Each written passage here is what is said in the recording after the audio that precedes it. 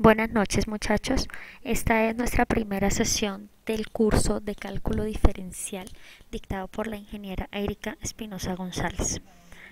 En esta primera semana vamos a abordar como primer tema el plano cartesiano. Ya en la plataforma encuentran un paper donde les puse los conceptos básicos de qué es un plano cartesiano y qué es un par ordenado. Tal como ustedes lo recuerdan de cálculo 1 de nuestras matemáticas básicas, el plano cartesiano contiene un eje X y un eje Y en los cuales vamos a ubicar pares ordenados para mostrar diferentes magnitudes y diferentes variables. En el caso de la figura 1.12 de la página 12 de nuestro libro guía, vamos a encontrar en el eje X una coordenada A y en el eje Y una coordenada B, los cuales quedan ubicados en el cuadrante 1. Como ustedes vieron en la actividad también correspondiente para esta semana, deben ubicar 5 puntos dentro de este cuadrante 1, 5 puntos dentro del cuadrante 2, 5 puntos en el cuadrante 3 y 5 puntos en el cuadrante 4. Más adelante les diré para qué nos va a servir esta información. Debemos recordar entonces que en el plano cartesiano se ubica en el eje X, que es el eje de las abscisas, las distancias, las magnitudes, lo que ustedes quieran de cosas que ustedes pueden controlar, es decir, a lo que ustedes le dan valores. En el eje Y ustedes siempre van a poner la variable dependiente. ¿De qué depende eso? Del valor que tenga nuestra función en cada uno de nuestros puntos del abscisado.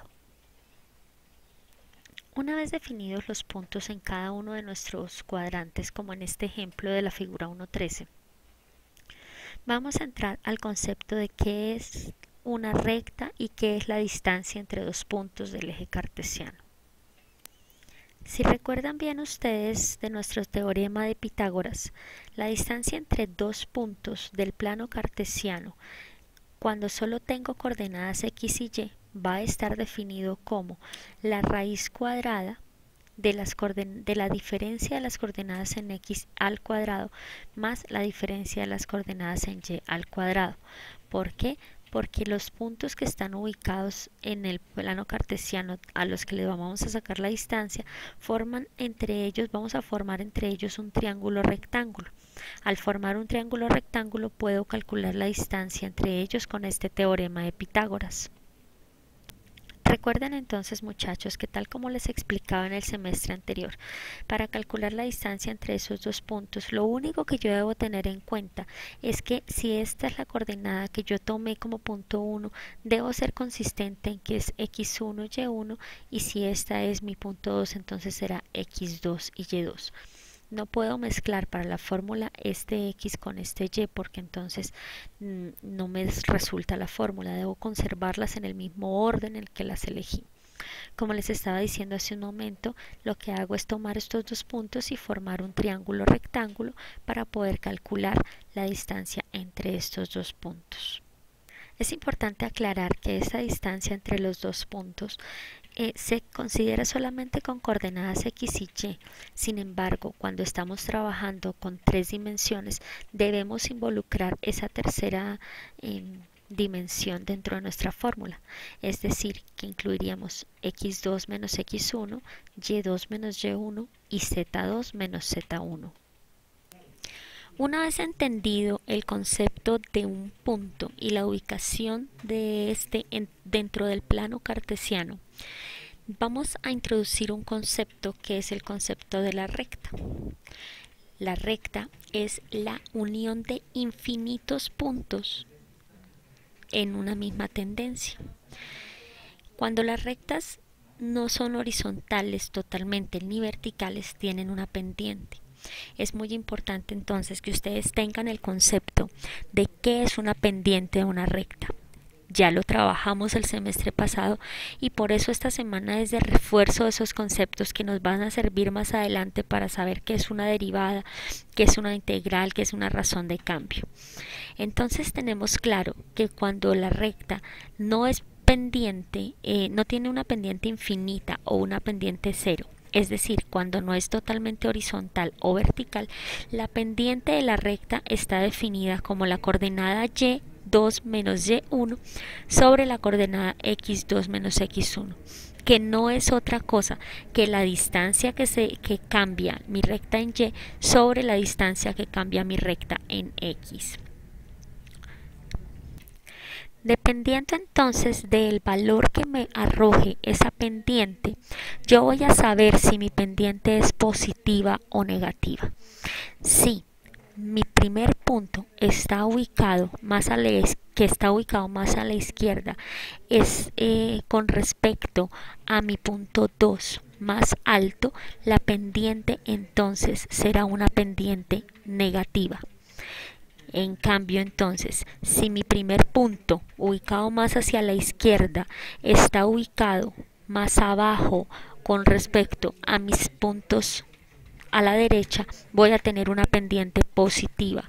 Es decir, que mi distancia en y aumenta y mi distancia en x también aumenta.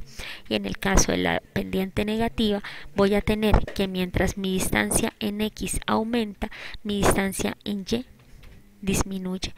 Por lo tanto, voy a tener un denominador negativo y un numerador positivo, de acuerdo con la fórmula que acabábamos de ver anteriormente. Todos estos conceptos, muchachos, vuelvo y les insisto, ya fueron revisados en nuestra materia de matemáticas básicas. Por lo tanto, no voy a detenerme en demasiado detalle en este tema porque necesitamos avanzar con otros temas del corte. Voy a tomarme entonces un último momento para retomar nuevamente el concepto de la pendiente de la recta.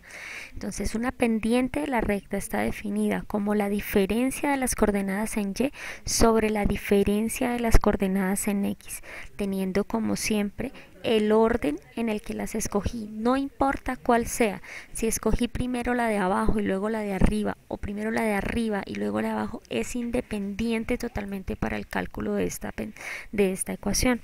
Lo importante es que siempre conservemos el mismo orden. Vamos a tener en ese orden de ideas rectas con pendientes negativas, pendientes positivas, sin pendiente o con pendientes indefinidas. Si ustedes se dan cuenta, aquí la pendiente es menos un medio. Quiere decir que mi punto más a la izquierda está más arriba que mi punto más a la derecha, como les estaba explicando anteriormente. En este caso la pendiente es 3 medios, lo que significa que mi punto más a la izquierda está más abajo que el punto más a la derecha. En el caso de la pendiente 0 significa que los dos puntos, tanto izquierda como derecha, están a la misma altura. Ojo con esto, porque yo no les estoy diciendo que siempre tiene que haber algún punto a este lado del eje cartesiano y a este lado otro punto. Pueden perfectamente estar los dos puntos en este lado. La comparación que yo hago es el que está más a la izquierda del otro punto, sin querer decir que uno tenga que estar a un lado o al otro, como en este caso, que los dos puntos están en el mismo lado del eje cartesiano, pero como ustedes pueden observar, están en la misma coordenada x y por lo tanto no tienen una pendiente definida. Van a practicar entonces, muchachos, con los puntos que yo les puse que fueran adelantando en la actividad de esta semana. Como les informé, esta no es una actividad que sea entregable, pero deben tomar los 5 puntos que están ubicados en el primer cuadrante, 5 del segundo, 5 del tercero y 5 del cuarto, numerarlos de 1 a 20 y calcular la distancia entre los puntos 1 y 8, la distancia entre el punto 3 y 15 y la distancia entre los puntos 7 y 20 de los que ustedes hayan escogido.